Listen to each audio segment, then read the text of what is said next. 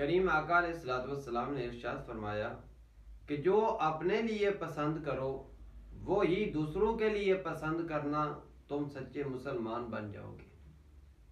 اگر یہی ایک اصول اپنا لیا جائے تو معاشرے کو سدھارنے کے لیے کافی ہے کہ جو چیز آپ اپنے لیے پسند کرتے ہیں وہی چیز آپ دوسروں کے لیے پسند کریں۔ اگر آپ یہ پسند نہیں کرتے کہ کوئی آپ کی فیملی کو پریشان کرے، کوئی آپ کے گھر میں جان کر دیکھے، تو کسی کے لیے بھی یہ چیز پسند ہمیں نہیں کرنی چاہیے۔ اگر آپ کو یہ پسند نہیں ہے کہ کوئی آپ کے بچے کو گالی دے، کوئی آپ کے بچے کو برا بھلا کہے، تو آپ کو کسی کی اولاد کے لیے بھی ایسا نہیں سوچنا چاہیے۔ اگر